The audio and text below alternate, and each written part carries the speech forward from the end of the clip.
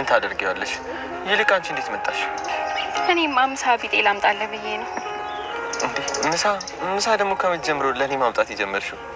ከዛሬ ወዲህ ብጀምር ምን ችግር አለው? አንቺ መቼም አያልቅብሽም ድንብላል። እንዴ ቆይ ግን ምሳ ሰዓት ደርሶ ነው? አንተ እኮ የሚነበብ ነገር ካገኘ አይደለም ምሳህን ይቀርና ራስን ትረሳለህ። እንደሱ ነው ብለሽ ነው? በቃ ከመጣ ይቀርማ ምን አደርጋለሁ? ልብላ።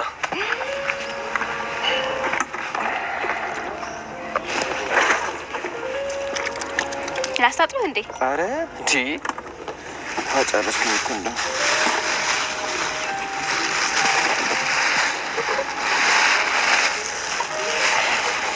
ምግብሽ ደግሞ ገና በሽታ ያስታውቃል።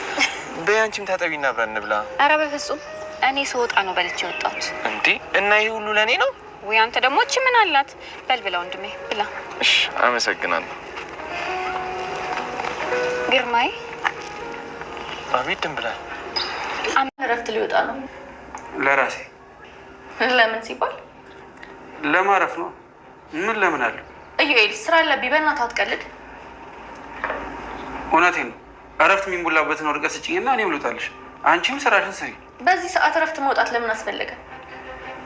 ማረፍ ስለፈለግኩ አልኩሽ። እየሰራን ያለነው በጣም ትልቅ ድርጅት ውስጥ ነው። አንተ ስለፈለግክ ብቻ ዘም ብሎ መውጣት የለም። ቆይ እየከለከልሽ ነው? አዎ እየከለከልኩ ነው። ምን ልታመጣ ነው? እዚህ መስሪያ ቤት በጣም ብዙ ዓመት ሰርቻለሁ። አንድን ቀን ግን እረፍት ወጥቻለሁ። ስለዚህ አሁን ግን መውጣት እፈልጋለሁ። ስለዚህ አትፈታተኝ። ሲጀመር ለአመታት አይምሮ ውስጥ ያልነበረ ነገር አሁን እንዴት ነው ይመጣል? እውነታውን ነው ማወቅ የምትፈልጊው? ባውቀው አይከፋኝም። ይሄ ድርጅት ቁልቁል ሲወርድ ላለማየት ነው እረፍት መውጣ። የዚህ ክፉ ስራሽ ተባባሪ ላለመሆን በአይኔ እንኳን አይቼ የማላምነውን ድርጅት እረፍት መውጣት የፈለግኩት ለዚህ ነው። ምን አይነት ስራ? እሱንም አለብሽ ያውቀዋል። አሁን የእረፍት ወረቀቱን ስጪ። ሰማኛለህ ዩኤል፣ አቶ መዘክር እስከሚመጣ ድረስ ከዚህ ንቅንቅ ማለት የለም። አይደለም ፍቃድ አንድ ደቂቃ ብታረፍድ ውድ ከራሴ ግን እንድታስገድደኝ ፈልጌ አይደለም። ቆይና ታዲያ ለምን በቀጥታ አትነግሪኝም? ምን ተፈጥሮ ነው? ስህተት ሰርቻለሁ። ምን አይነት ስህተት? እሱን አለማወቄ እኮ ነው እንደዚህ እየረበሸኝ ያለው እንጂማ እስካሁን ስህተቴን አውቄ አርመው ነበር። እሺ ሌላውን ተይው። ቢያንስ እንኳን እንደዚህ የሆንሽበትን ምክንያት ልታውቂ ትችያለሽ አይደል? አዎ እኔና ማየ የምንሰራበት መስሪያ ቤት የሆነ ነገር ሳይፈጠር አይቀርም። እንዴ ምን አይነት ነገር? እሱን አላውቅም። ብቻ ግን ወይ እኔ ጋ ወይ ደግሞ ማየ ጋ የሆነ ልክ ያልሆነ ነገር አለ። መስሎሽ ነው ሀኒዬ? አንቺ ጋር ምንም አይነት ስህተት እንደማይኖር እርግጠኛ ነኝ። ግን ደግሞ እማዬም በሆነ ነገር እርግጠኛ ሳትሆን እኔ እንደዛ ልትናገረኝ አትችልም ነበር። ሀኒዬ ነገሩን በግልጽ አድርገሽ የምትነግሪኝ ከሆነ ንገሪኝ፣ ካልሆነ ግን ተይው።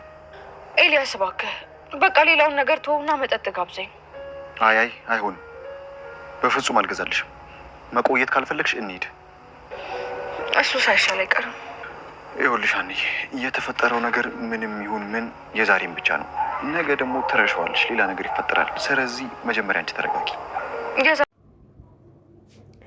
ኤልያስ ከነ ጆሮ ሱቅ እንዲቀጠርና ስራ አብሯቸው እንዲሰራ ባቀረቡለት ጥያቄ ተቀብሏል ማለት ነው። በመጀመሪያ አካባቢ ቆይ ላስብበት ብሏቸው ነበር። አሁን ላይ ግን ከኮንስትራክሽን ስራ ይልቅ ይሄኛው ስራ በጣም ቆንጆና ለእነሱም አዋጭ የበለጠ ስራቸውን የሚያፋጥንላቸው በደንብ የሚሰራላቸው እንደሆነና ለሱም ጥቅም እንዳለው ተረድቶ ሄዶ ጥያቄውን እንደተቀበለ ነግሯቸዋል። በመጀመሪያ ጆሮ ትንሽ አንገራግሮ ነበር። ምክንያቱም አንተ ብዙ ነገር አድርገህልናል፣ ባለውለታችን ነህና እኛ ልንቀጥርህ አንፈልግም ብሎት ነበር። ያው ግን መጨረሻ ላይ ይሄኛ ደግሞ ወጣቶች ነን፣ በእኛ መካከል ትልቅና ትንሽ ታዛዥና ደግሞ አዛዥ የሚባል ነገር የለም፣ ሁላችንም ተሳስበን እንሰራለን ብለው ጥያቄውን ተቀብሎ እንግዲህ ከእነሱ ጋር አብረው ሊሰራ ነው። እሱ የተማረና ብዙ ነገር ስለሚያውቅ እነሱ ደግሞ ምንም ነገር ስለሚያውቁ ደግሞ እያንዳንዱ ነገር ወረቀት ላይ ተጽፎ ስለሚያውቅ ምንም እንኳን የማርኬቲንግ ሙያ ባይኖረውም በዛ በእውቀቱ በተማረው ድርጅታቸው ወይም ሱቃቸውን የበለጠ እንደሚሰራላቸው በማመን ቀጥረውታል ማለት ነው። እዚህ ቦታ ላይ እንግዲህ ሀንቾ ልትቀጠር ነበረ። እሷ ግን ስራ አግኝቻለሁ ብላ ከዛ ከመቀጠር ይልቅ ለእናቷ ጦስም ለመሆን በዛው የሉሊትን ምክር ሰምታ ከሉሊት ጋር ተመካክራ እንግዲህ እዛ ድርጅት ውስጥ በጽዳተኝነት ቀጥራ የበለጠ ድርጅቱን ችግር ውስጥ የከተተችው እሷ ናት። ምክንያቱም ወይዘሮ ሜላት ሀና ባትኖር ኖሮ ገና በመጀመሪያው ይቅርታ ጠይቂ ስትላት ጥላት ወጣ ነበር። እዛም ደረጃ ሲጀመር ሉሊት አትደርስም ነበር። ይቅርታ እያለች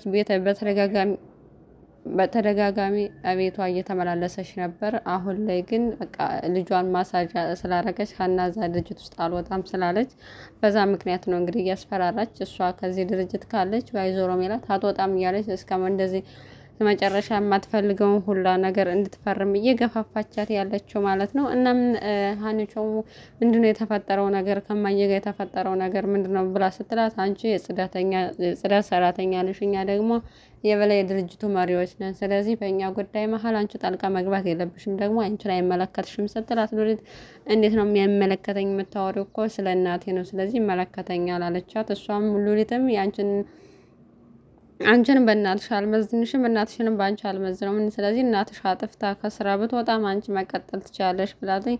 ሀና ግን እኔም በምንም ቢሆን ተመራምሬ እደርስበታለሁ የተፈጠረውን ነገር አውቃለሁ ብላ ወጥታ ጥላት ሄዳለች። ወይዘሮ ሜላትን በልጇ በጣም ተማራ እየተናገረች ነበር። ለምናሴም ነገረችው እና በሀና ምክንያት እንደተዋረደች ምንም እሷን ልሰማት ፈቃደኛ እንዳልሆነች እዛ ድርጅት ውስጥ የገባችው እና ከጠላቶቿ ጋር ተመሳጥራ እያዋረደቻት እንደሆነ በጣም ተማራ እየተናገረች ነበር ማለት ነው። እና ምናሴ ደግሞ የቤተሰቡ ሀሳቢ ስለሆነ አስቤዛውን ምኑን ገዛዝቶ ይዞላት ሄደና አንተ ነህ ለእኔ ለምታስብልኝ፣ አንተ ብቻ ነህ የምትረዳ የምታዳምጠኝ፣ አንተ ብቻ ነህ ብላ የተጨነቀችበትን ሁሉ ነገር ነገረቻት። እናም ሁለታቸውም ቤት ውስጥ ላለመተያየት አባቷም ጋር ተጣልታለች፣ ከእናቷም ጋር ተጣልታለች። በዚህም አጋጣሚ እንግዲህ የችግሯ መደበቂያ አርጋ ያገኘችው ጆሮ ነው። እንግዲህ ከጆሮ ጋር አድረዋል አብረው ማለት ነው። እናም በቃ ብዙ ነገር ስትቀባጠር ነበር። እውነት ለመናገር እዚህ ጋር የሀና ካራክተር በጣም እንዴት መሰላች በራሷ መቆም የማትችል አይነት ካራክተር ናት ስላችሁ የሆነ ችግር ሲፈጠር ሄዳ ወይ አባባ ኖላዊ ጋር ትደበቃለች፣ ወይ ወይዘሮ ሜላት ጋር ትደበቃለች፣ ወይ ጆሮ ጋር ትደበቃለች እንጂ ችግሮቿን በራሷ ቆም ብላ አስባ ለመፍታት የምትጥር አይነት ካራክተር አይደለችም። እና አሁን አባባ ኖላዊ ጋር ተጣላች። ከእናቷም ጋር ደግሞ ስትጣላ መሄጃ ስታጣ ነው እንግዲህ እነ ጆሮ ጋር ሄዳ ከጆሮ ጋር አብራ ያደረች ማለት ነው። እናም በዚህም በቃ አንተ ነህ ከጥፋት የምትወደኝ፣ ከድሮ ጀምሮ ሳጠፋም ከነ ጥፋት የምትቀርበኝ፣ ምንም አትወቅሰኝ አንተ ነህ እና ያንተ እቅፍ ሰላሜ ነው። እስከ ዛሬ ራሱ ያንተ እቅፍ ሰላም መሆኑን ስለማላቅ ነው ያኔ ገና ከአዲስ አበባ ስመጣ ከአንተ ጋር መሆን ነበረብኝ ምናምን እያለች ብዙ ነገር እያወራች ነበር ማለት ነው። ምክንያቱም በቃ የሆነ እሱ ስለሚረዳት ነው ስለምትወደው አይደለም፣ በቃ ስለሚረዳት ለጊዜው መደበቂያ ስለሆናት በዚህ ምክንያት ነው እንግዲህ ከዚህ በፊት ከትዳር በፊት አብሬ ያህላር ምናምን ስትል የነበረውን ራሷ እንትኗን ባውንደሪዋን ጥሳ ዛሬ አብረው ያደረች ማለት ነው። እናም የሀና ካራክተር ምንም የተያያዥ የሚያዝ የሚጨበጥ ነገር የለውም። እንደዋዠቀች ናት። ሁሌም ሰዎች መጠጊያ እንደፈለገች፣ ሁሌም የሆነ ችግር መደበቂያ እንደምትፈልግ በራሷ አቋም የምትሄድ አይነት ካራክተር አይደለችም እና ከጊዜ ወደ ጊዜ በጣም ብዙ ተመልካች ራሱ እየተናደደባት ነው በሀና ካራክተር። እናም ድጋሚ ቢሮ ገብታ ነበረ ከጽዳት ወይዘሮ ሜላትም ይቅርታ ለመጠየቅ ሞከረች። የወይዘሮ ሜላት ግን በጣም ስለተናደደች በጭራሽ ይቅርታም ለማየትም እሷን ፈቃደኛ አይደለችም ማለት ነው። እናም ድንብላልም ከተምቹ ጋር ተገናኝታ ነበር። ያው ተምቹ እንግዲህ በቁም ነገሩም በቀልዱ መቀለድ ይወዳል እና ናፈቅሽኝ ምናምን እያላት ነበረ። እናም በዚሁ አጋጣሚ ከእናቷ ጋር ሀና እንደተጣላች እና የተፈጠረ ችግር እንዳለ ጭራሽ እሷን አይኗን ማየት እንደማትፈልግ እና እሷ ጭራሽ እቤት እየመጣች እንዳልሆነ ነው የነገረችው። እሱም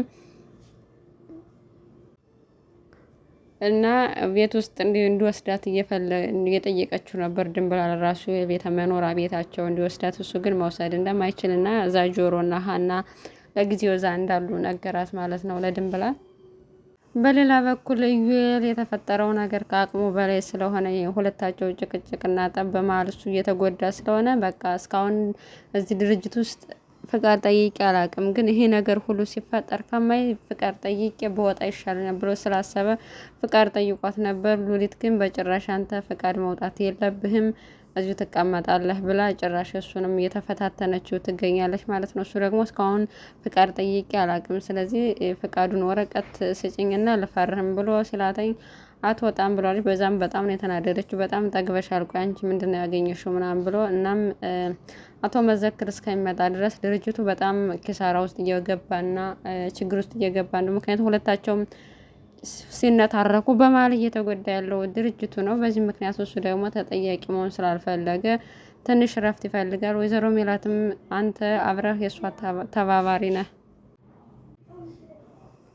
ምክንያቱም ምንም እንኳን አንተ ቢያንስ ማስቆም ትችል ነበር፣ ይህን ነገር ሁሉ እያደረገች እየበደለችኝ እንደሆነ ስታውቅ ቆመህ እያየህ ነው፣ ስለዚህ ተባባሪ ነህ ብላ ተጠያቂነት እሱንም አልዳንም ማለት ነው። ወይዘሮ ሜላትን በጣም ተናዳ ወደ ስራ ልጅ ድጋሚ ላትመለስ ሀናንም እንግዲህ ራስሽ የስራሽ አውጣሽ ብላ ትላታለች እና ሌላ የራሷን ስራ ብትፈልግና ከሉሊት ጋር ብትወጣ ይሻላታል። ግን ደግሞ እሷ ሀኒቹ አሁን ይቅርታ እየጠየቀቻት ስለሆነ ለማዳመጥ ፍላጎት ካላት እና እናቷን የምትረዳት ከሆነ ችግሩን ለማዳመጥ ፈቃደኛ ከሆነች ያው እሷም ከስራ ከወጣች ከሉሊት ጋር የሚያገናኛት ነገርና የዚህን ያክል ጥግ ድረስ ትግስቷን እስከ መፈታተን አትደርስም። ግን ቢያንስ ማዳመጥ ነበረባት ሀና ማለት ነው። እናቷን ቢያንስ ምንድነው የተፈጠረው ችግር ለምንድን ነው በቃ አንቺ ያልሽው ብቻ ለምን እንዲሆን ትፈልጊያለሽ? በቃ እኔም በራሴ በስራዬ እኮራለሁ፣ ሰርቼ መቀየር እፈልጋለሁ፣ ቤተሰቡን በገንዘብ ማገዝ እፈልጋለሁ ከማለት በፊት ብትረዳት ችግሩን ታውቅ ነበረ። ግን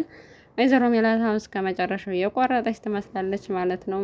ተመልሳ ድጋሚ እዚህ ድርጅት ውስጥ ካልገባች ነገ አቶ መዘክር ሲመጣ ደግሞ ለምን ወጣች ብሎ ሲጠይቅ ሉሊት የምትመልሰው ለራሷ ነው የሚከብዳት። በዛ ላይ ደግሞ በእሷ እንደዚህ በዚህ ሁኔታ ከቀጠለች ኪሳራ ውስጥ ስለሚገባ ድርጅቱ በዛም ምክንያት በጣም ብዙ ችግር ይፈጠርባታል እና መጨረሻው አያምርም። በብዙ ሰዎች ጋር እየተጣላች ነው እና እንግዲህ አብረን የምናይ ይሆናል አቶ መዘክር ሲመጣ ሁሉንም ነገር